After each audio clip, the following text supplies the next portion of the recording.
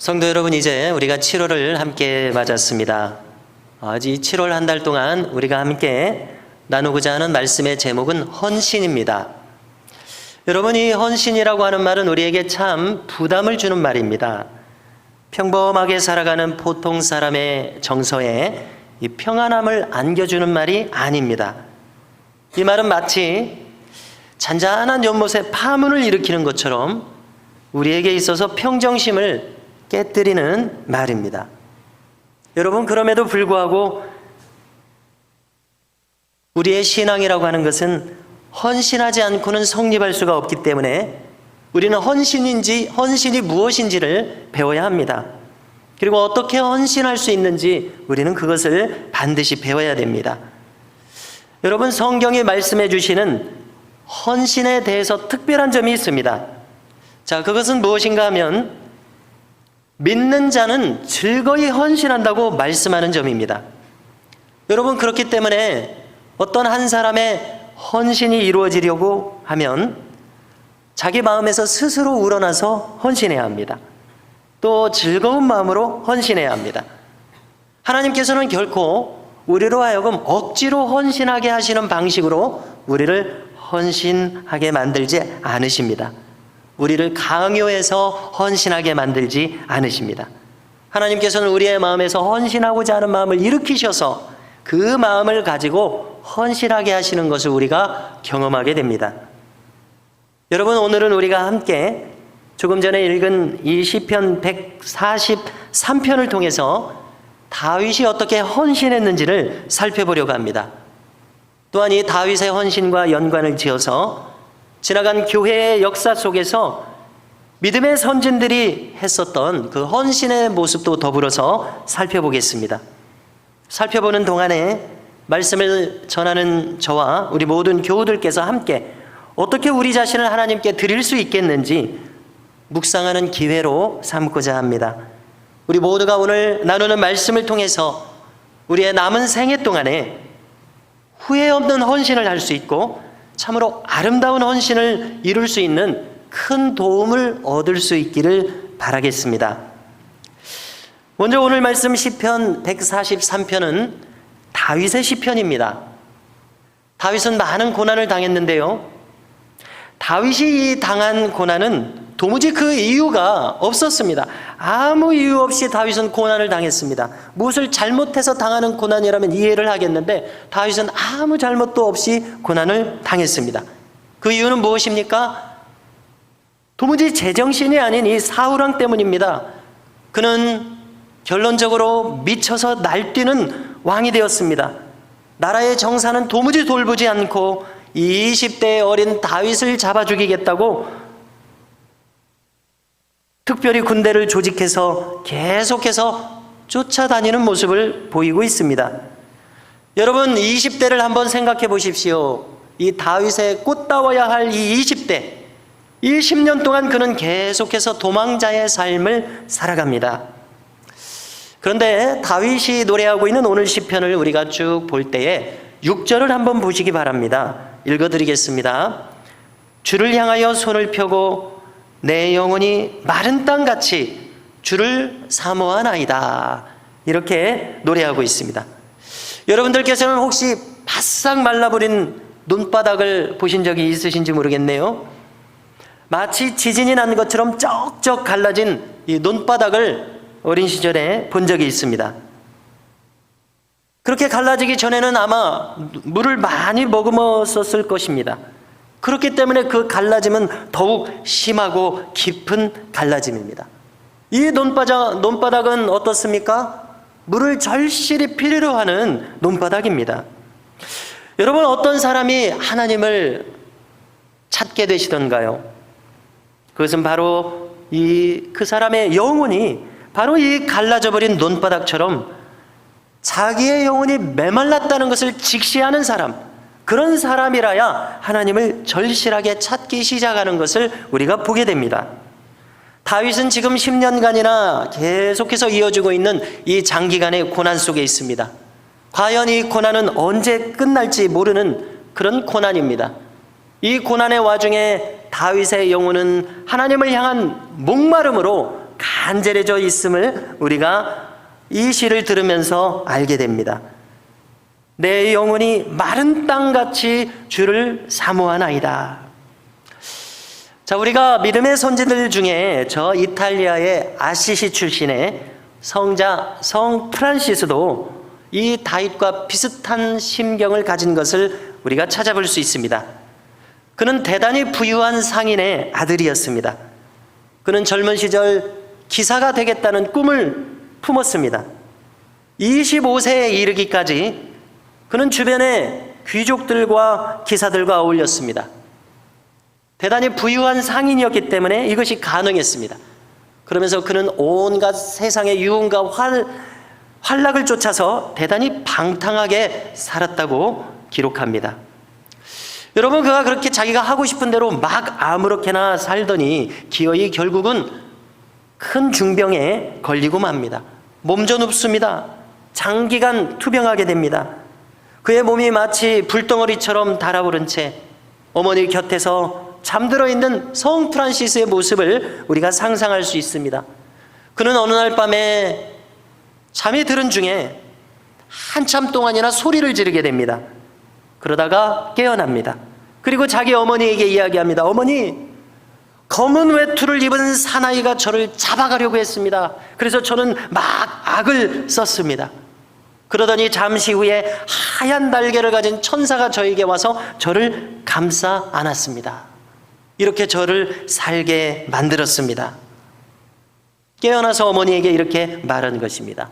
이 일이 있고 나서 그는 오랫동안 투병했던 그 병에서 노임을 받았습니다. 그런데 여러분, 사람들이 자기가 하던 버릇을 남에게 주겠습니까?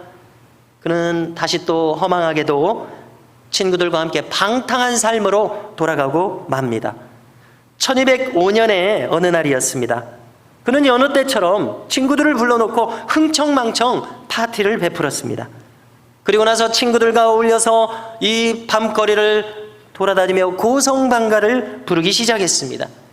그런데 이 순간이었습니다. 갑자기 그는 별로 고성방가를 부르면서 다니기가 싫어졌습니다. 마음에서 내키지 않게 되었습니다. 그래서 그는 친구들은 내버려두고 혼자 집을 향해서 발걸음을 옮기기 시작합니다. 한참을 걸어가다가 어느 길 모퉁이에서 그는 깊은 생각에 잠기게 되었습니다. 그는 2년 전에는 페루자라고 하는 도시와 이 아시시라고 하는 도시가 전쟁을 했을 때 포로로 사로잡혀 간 적이 있었습니다. 두 지역이 화친을 함으로 그가 풀려났는데요. 그는 골목 모퉁이에서 이렇게 생각했습니다. 내가 여기 이 아시시에 돌아와서 도대체 무엇을 하고 있는가? 그는 갑자기 기도하고 싶은 충동에 사로잡힙니다. 기도를 시작하니까 바닥에 무릎을 꿇게 됩니다. 이런 기도를 드리게 됩니다. 하나님, 용서하여 주시옵소서. 제가 언제까지 이렇게 어리석은 삶을 살겠나이까? 헛된 노래나 부르면서 친구들과 어울려 다니는 이 방탕한 삶, 이 삶을 그치고 싶습니다. 이 진흙탕에서 제가 빠져나오게 도와주시옵소서. 이렇게 간절히 진심으로 기도했습니다. 그러자 갑자기 그의 눈앞이 환하게 밝아졌다고 전합니다. 흰 구름 저편에 문 하나가 보이기 시작합니다.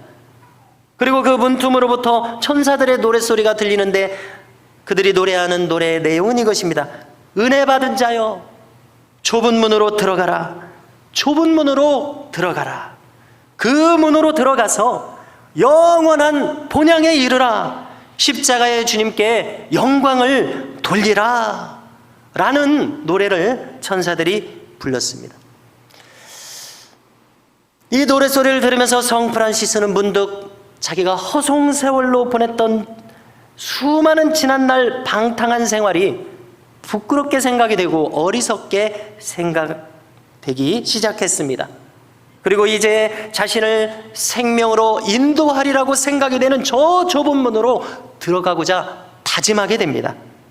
여러분, 그가 다짐하는 순간 이제까지 맛보지 못했었던 어디서 오는지 알 수 없는 기쁨으로 그의 마음이 충만해지기 시작했다고 전합니다. 성도 여러분, 우리가 함께 나눈 오늘 다윗의 기도 중에 내 영혼이 마른 땅같이 주를 사모하나이다, 이렇게 기도하는 대목을 주목하는데요. 자기 영혼의 메마름을 직시하는 사람 속에서만 터져나오는 기도입니다.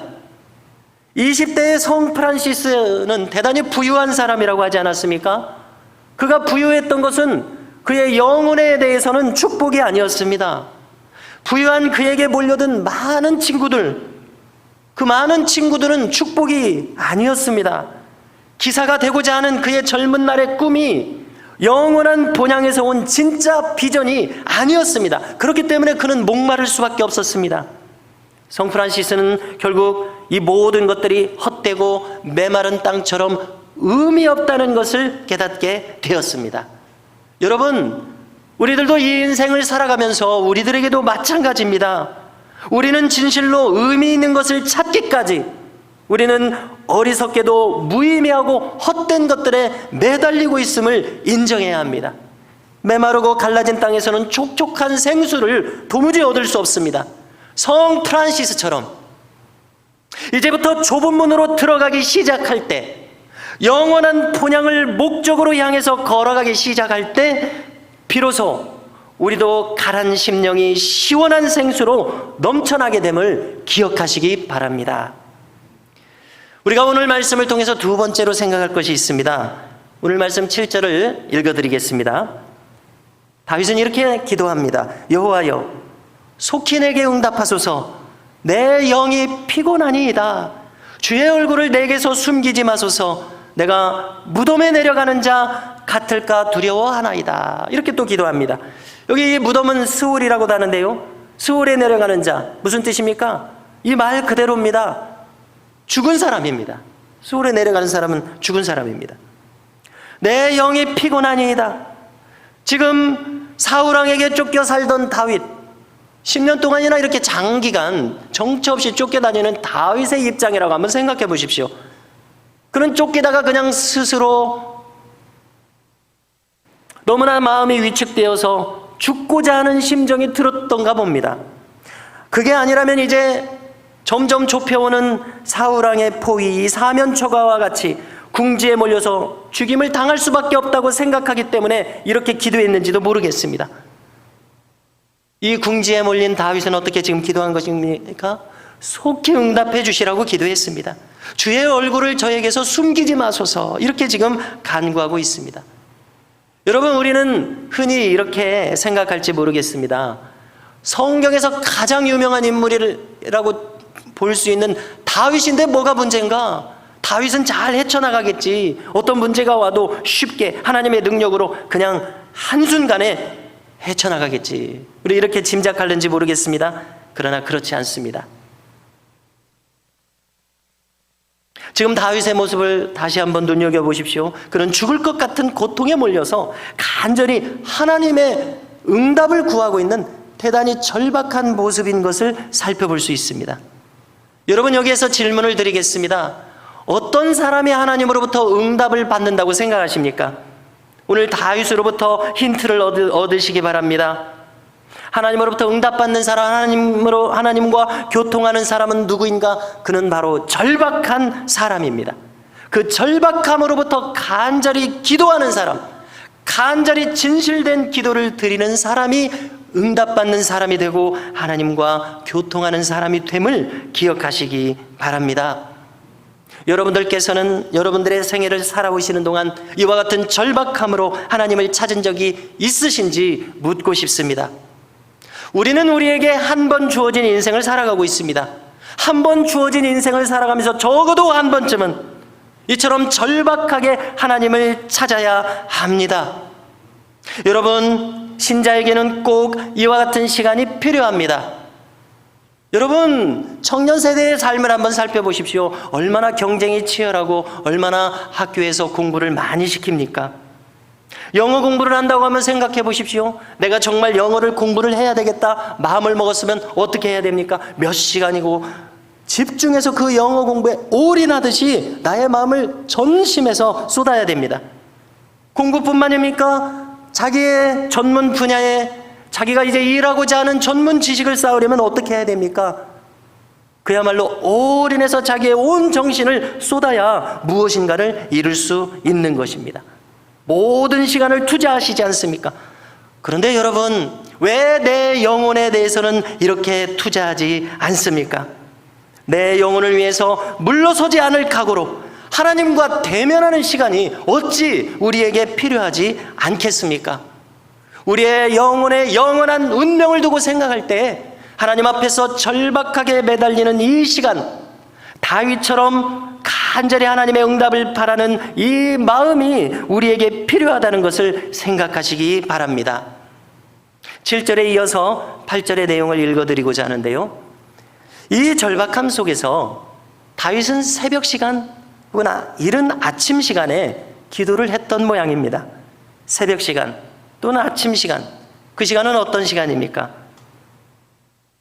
우리가 간밤에 숙면을 취하고 맑은 정신으로 일어날 수 있는 시간입니다. 우리의 마음이 차분해지고 그다음에 모든 것들이 청명하게 느껴지는 시간입니다. 과연 아침 시간은 우리가 기도하기에 참 적당한 시간임을 알 수 있습니다. 하나님을 생각하고 나의 인생을 뒤돌아보고 생각하기에 참 최적의 시간입니다. 8절을 읽어드립니다. 아침에 나로 하여금 주의 인자한 말씀을 듣게 하소서. 내가 주를 의뢰함이니이다. 내가 다닐 길을 알게 하소서. 내가 내 영혼을 주께 드림이니이다. 아멘. 아침 시간에 기도하고 있습니다. 이 말씀을 나누기 위해서 살펴보던 중에 어디서 많이 듣던 말씀이라는 것이 제 뇌리에 떠올랐습니다. 20대 시절에 이제 처음 신학생이 되어서 개인 기도 시간을 많이 가지고자 하면서 개인 경건 시간을 많이 가지고자 할 때 이 시편의 가사로 지어진 복음송이 있어서 찬양했던 것이 떠올랐습니다. 그래서 한번 나누고자 하는데요, 찬양을 한번 불러보겠습니다. 죄송합니다. 물을 한 모금 마셔야 될 것 같습니다.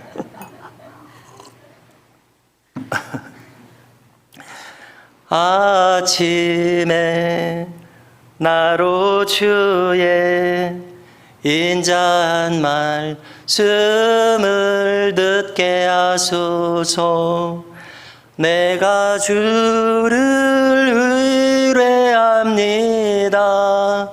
나의 다닐 길을 인도하소서.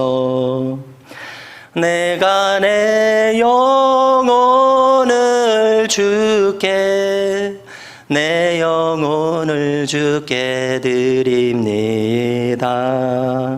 할렐루야. 박수까지 치십니까? 네, 이렇게 찬양하면 마음이 맑아지는 것 같고, 그래서 말씀도 읽고 기도도 했던 그런 시간들이 떠오르는데요, 20대가 이제 지나간 지 한참 되다 보니까 그 시간이 참 소중한 시간이었구나 하는 생각을 가지게 됩니다. 여러분, 아침 일찍 신선한 시간. 자, 다윗에 대해서 한번 상상을 해보고자 합니다. 다윗은 지금 유대 광야에서 쫓기고 있는데요, 저 유대 산지에 어떤 이름 모를 한 바위 위에 앉아서 저 사해바다 너머로 떠오르는 아침 햇빛을 바라보고 있었을 것입니다.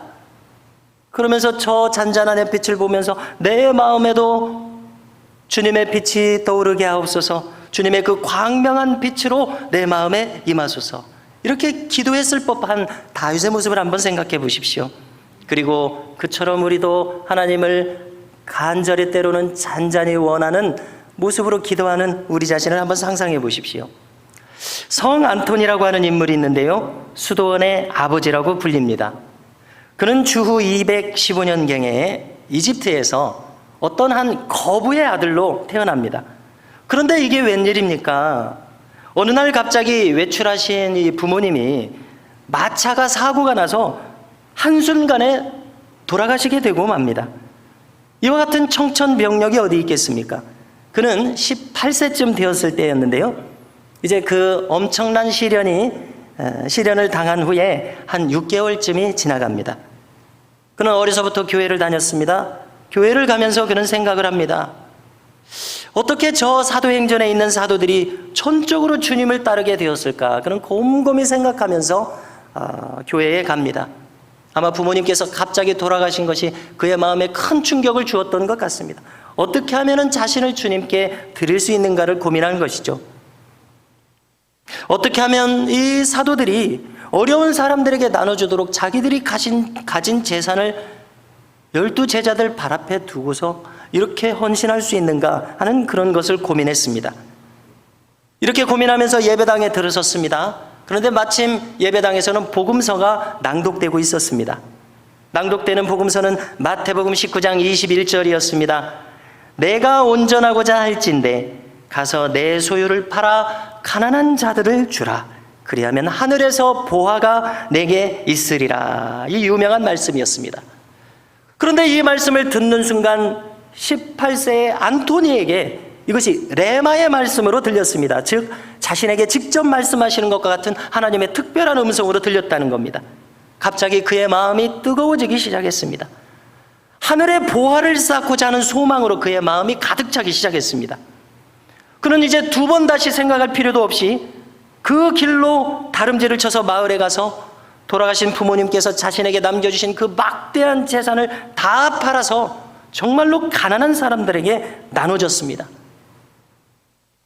그가 들었던 그 성경 속의 젊은 관리는 그렇게 하지 않고 근심 어린 얼굴로 돌아갔습니다만 안토니는 그렇게 하지 않고 정말로 자신의 재산을 팔아서 나눠줘 버린 겁니다. 그리고 이제 시간이 얼마금 지났습니다. 다시 교회에 가서 말씀을 들을 때 이번에는 내일 일을 염려하지 말라. 이 말씀이 다시 자기에게 레마의 말씀으로 들리기 시작했습니다. 그는 이번에도 지체하지 않았습니다. 마지막 남은 얼마간의 재산도 전부 다 팔아서 가난한 자들에게 나눠줬습니다. 여러분, 성 안토니는 수도사의 아버지라고 일컬어지고 있습니다. 물론 그 전에도 수도사가 있겠지만은 성 안토니처럼 그 시대에 크게 수도원 운동을 일으킨 인물은 거의 최초의 인물이기 때문에 수도사의 아버지라고 일컬어지는 것 같습니다. 방금 안토니가 어떻게 헌신하기 시작했는지를 함께 들었는데요. 여러분 믿겨지십니까? 아마 우리 중 많은 분들은 바로 그 복음서의 본문의 젊은 관리, 부자 청년 젊은 관리처럼 근심하고 돌아갔을는지 모르겠습니다. 그런데 안토니는 어떻게 그 마음의 하나님으로부터 인도되었는지 두 번 다시 생각할 것 없이 자기의 그 막대한 재산을 다 팔아서 나눠줘 버렸습니다. 그리고 이번에는 자기의 하나 남은 여동생을 수녀원에 맡깁니다. 그리고 자기는 본격적으로 이제 수도 생활에 전념하기 시작합니다. 이웃 마을에 유명한 은수사가 있었습니다. 그에게 가서 수도 생활을 배웠는데요. 얼마간 시간이 지나자 이제는 아예 도시를 떠나서 저 무덤이 많은 곳에 빈 무덤에 들어가서 무려 35살까지 수도 생활에 전념했다고 전해집니다. 그리고 그의 수도 생활은 여기서 멈추지 않았습니다. 계속해서 정진해서 그 후에는 저 나일강 저 너머에 있는 어떤 빈 성체에 들어가서 무려 그 후로부터는 20년 동안이나 수도 생활을 계속했습니다. 그가 수도하는 모습이 많은 사람들에게 어떻게 알려지게 되었던 모양입니다. 그의 믿음의 덕망이 높은 것이 알려져서 많은 사람들이 그에게 말씀을 듣기 위해서 그를 한 번이라도 보기 위해서 몰려들기 시작했습니다. 그는 사람들이 오는 것이 달갑지가 않았습니다. 수도 생활에 방해가 되었기 때문에 그렇습니다. 그런데 사람들의 열심을 어찌 당할 수가 있겠습니까? 점점점 그 사람들을 받아들여서 그 중에 어떤 사람들은 그 자리에 머물러서 이 안토니에게 감화를 받아서 함께 수도 생활을 시작한 겁니다. 그래서 공동 생활을 하면서 수도 생활을 하기 시작했습니다. 여러분, 이렇게 전념하면서 하나님 앞에 나아가는 사람을 어찌 마귀가 가만히 두겠습니까? 안토니의 전기를 읽어보면 수많은 유혹으로 그의 기도 생활을 방해하는 모습이 나옵니다. 각양각색의 모습으로 그의 기도 생활을 방해합니다. 그러나 안토니는 기어이 이 마귀의 도전과 방해에 굴복하지 않고 그 수많은 유혹을 물리친 이야기들이 전해집니다. 여러분, 우리도 마찬가지 아니겠습니까? 우리도 그렇습니다. 나도 하나님 앞에 나아가서 경건한 마음으로 하나님의 뜻을 구하는 것이 좋겠습니다. 아침에 나로 주의 인자한 말씀을 듣게 하소서. 내 영혼을 주께 드립니다. 이렇게 결단하고 아무리 굳세게 결심하고 나아갈지라도 여러분, 만약 우리가 진심으로 기도하기 시작한다면 마귀는 우리를 가만두지 않을 것이라는 것입니다. 마귀도 필사적으로 나의 기도 생활과 경건 생활을 방해하지 않겠습니까? 여러분, 이것이 지금까지 우리가 오래도록 신앙생활을 하면서 더욱 깊은 단계로 들어가지 못한 이유가 여기에 있다고 생각하지 않으십니까? 내가 깨닫지 못하는 중에 마귀가 내가 하나님 앞에 더 가까이 나아가는 것을 이런 모양 저런 모양으로 방해했었던 모양이구나, 이런 깨달음이 드시지 않느냐는 겁니다. 성도 여러분, 여러분의 경건이 매일매일 지속되게 하시기 바랍니다. 아침에 주의 말씀을 묵상하는 사람이 되시기 바랍니다. 아침에 어려우면 저녁에 하나님의 말씀을 찾아보는 사람이 되실 수 있기를 바랍니다. 아침과 저녁으로 주님과 대화하듯 기도하기를 멈추지 마시기를 바랍니다. 여러분, 이번에 우리가 만일 결심한다면 이제는 어떠한 방해도 물리칠 수 있을 만큼 신앙의 내성을 우리는 길러야 합니다. 그야말로 성 프란시스가 했던 것처럼, 여기 다윗이 했던 것처럼, 안토니가 했던 것처럼 일생의 운명을 두고 이제는 물러서지 않겠다는 각오로 하나님 앞에 나아가는 것이 우리에게 필요하지 않겠느냐는 것입니다. 요한복음 15장 5절을 읽어드리겠습니다. 나는 포도나무요 너희는 가지라. 그가 내 안에 내가 그 안에 거하면 사람이 열매를 많이 맺나니 나를 떠나서는 너희가 아무것도 할 수 없음이라. 할렐루야. 간단한 원리입니다. 주님을 떠나서는 우리가 아무것도 할 수 없다고 이야기하십니다. 우리가 그처럼 자주 쓰러지는 이유를 여기에서 발견합니다. 우리는 정녕 포도나무 원줄기에 붙은 가지로 살아가는 주의 백성들이 될 수 있기를 바랍니다. 우리는 너무나 많은 시간 의식적으로 무의식적으로 이 원줄기로부터 떠나간 시간들이 많았음을 인정해야 합니다. 여러분, 다윗을 따라서 오늘 말씀의 결론을 두 가지로 나누고 취하고자 합니다. 첫 번째 결론은 10절을 보시면 읽어드리겠습니다. 주는 나의 하나님이시니 나를 가르쳐 주의 뜻을 행하게 하소서. 자기 영혼을 하나님께 드린 다윗의 결론이자 그의 결심이 이것이었습니다. 주의 뜻을 이제 행하겠나이다. 여러분, 사울왕을 보십시오. 그는 출발은 좋았습니다. 하나님을 두려워하면서 그도 시작했습니다. 그는 중간에 그런데 하나님의 뜻을 저버렸습니다. 하나님에게 집중해야 할 텐데 자기에게 자꾸 집중한 나머지 자기에게 매몰되어 버립니다. 하나님도 몰라봅니다. 자기의 사위인데 다윗도 몰라봅니다. 자기 아들 요나단도 몰라보는 그런 사람이 되었습니다. 말 그대로 광적인 사람이 되고 말았습니다. 그러나 다윗의 결심은 저는 그렇게 하지 않겠습니다. 사울왕과 같이 하지 않겠습니다. 주의 뜻을 행하겠습니다. 하나님의 뜻을 분별하고 반드시 주의 뜻대로 행하겠나이다 하는 결심을 하고 있습니다. 두 번째로, 다윗은 악의 근원을 끊어버리고자 했습니다. 12절입니다. 읽어드리겠습니다. 주의 인자하심으로 나의 원수들을 끊으시고 내 영혼을 괴롭게 하는 자를 다 멸하소서. 나는 주의 종이니이다. 성도 여러분, 이 말씀을 보면은 다윗은 현실에 순응하지 않았던 것을 알 수 있습니다. 그는 사울왕을 존중했지만 사울왕의 악행은 이제 뼈저리게 거부하게 되었던 겁니다. 사울왕을 안타까워했지만 그의 속에서 그를 조종하는 악한 영을 그는 결코 용납할 수 없었습니다. 그러므로 이렇게 기도한 것입니다. 나의 원수들을 끊으소서. 이것은 사울을 향해서 하는 말이 아니라 그를 조종하는 악한 영과 그 권세를 향한 선포라는 것을 알아야 합니다. 성도 여러분, 우리도 이렇게 해야 할 줄로 믿습니다. 나를 계속해서 헌신하지 못하게 하는 방해물에 우리는 순응하지 말아야 합니다. 그것들을 거부해야 합니다. 그것들을 다 멸하소서. 굳은 결심과 기도로 나아가는 우리가 되었으면 좋겠습니다. 성 프란시스가 이제 좁은 문으로 들어가기 시작했던 것처럼, 그 끝에 있는 본향을 소망하기 시작했던 것처럼, 성 안토니가 기도 중에 자기를 방해하고 도전하는 마귀의 유혹을 단호히 물리쳤던 것처럼 말입니다. 오늘 다윗의 기도를 저와 여러분 모두의 기도로 삼을 수 있기를 소망합니다. 내가 주를 의뢰함이니이다. 내가 다닐 길을 인도하소서. 내가 내 영혼을 주께 드립니다. 이 기도로 광야와 같은 이 인생길에서 믿음으로 승리하시는 저와 우리 모든 교우들이 되시기를 주님의 이름으로 축원합니다.